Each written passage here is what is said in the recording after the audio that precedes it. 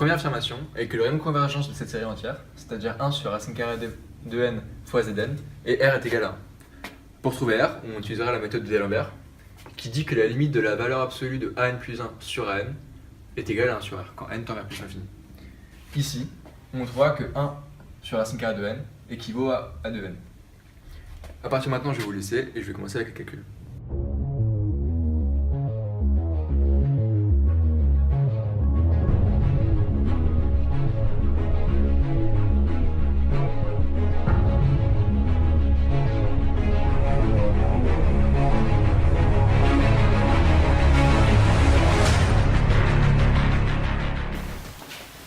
Donc, suite à la fin des calculs qui sont assez simples, on trouve que R est égal à 1. Ce qui correspond à l'affirmation du début, donc l'affirmation numéro 1 est vraie.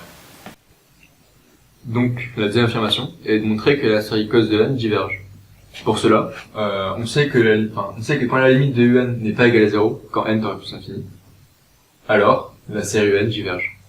Sachant que cos de n, quand n tend vers plus l'infini, n'a pas de limite définie, alors la limite de cos de n ne peut pas être égale à 0. Donc la limite de la série cos de n diverge. Okay. La troisième affirmation dit que la série entière exponentielle de n sur n fois Zn a pour rayon de convergence R est égal à E. Pour trouver R, on utilisera la même méthode que dans la classe 1, c'est-à-dire qu'on utilisera la méthode d'Alembert, avec cette fois-ci A de n équivaut à exponentielle de n sur n. Je vous laisse maintenant et je vous reprends après.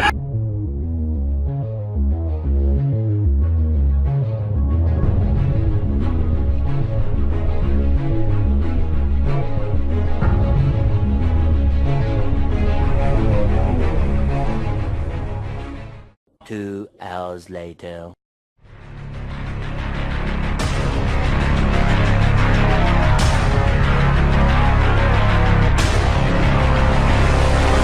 Donc, suite au calcul avec la méthode d'Alembert, on trouve que R est égal à exponentielle de moins 1. Ce qui ne correspond pas à l'affirmation. Nous pouvons dire que l'affirmation numéro 3 est fausse.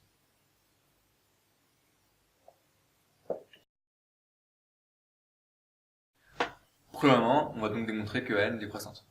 Pour cela, on va diviser an plus 1 par n. Si le résultat est plus petit que 1, on aura une an qui sera décroissante. Si le résultat est plus grand que 1, an est croissante.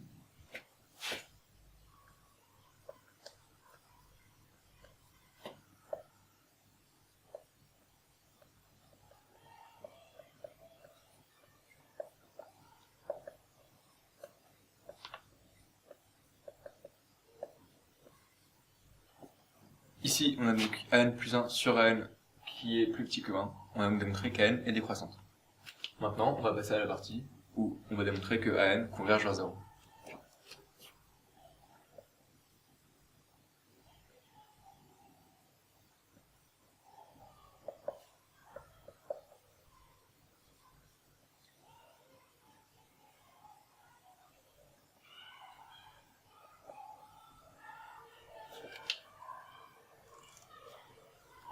On a donc démontré que n est décroissante et qu'n converge vers 0. On peut donc affirmer que la série un converge. C'est-à-dire qu'ici, la série moins 1 puissance n plus 1 sur racine carrée de n converge. Donc l'affirmation numéro 4 est vraie. Donc la cinquième affirmation est que si limite de un est égale à 0, alors la série un converge. Pour cela, on a juste trouvé un contre-exemple. Ici, on va prendre un est égal à 1 sur n. On sait que limite de un, quand n tend vers plus l'infini, qui est donc la limite de 1 sur n, est égale à 0. Mais selon la loi de Riemann, qui est juste ici, si un est égal à 1 sur n alpha avec alpha plus grand que 1, alors la série de n converge. Or, ici, alpha, donc qui correspond à n ici, est égal à 1. La loi de Riemann dit que si alpha est strictement plus grand que 1, alors la série de n converge. Or ici, alpha est égal à 1, donc la série de n diverge. On va donc trouver un complet contre-exemple que si la limite de un est égale à 0, alors la série de n ne converge pas forcément. Donc l'affirmation numéro 5 est fausse.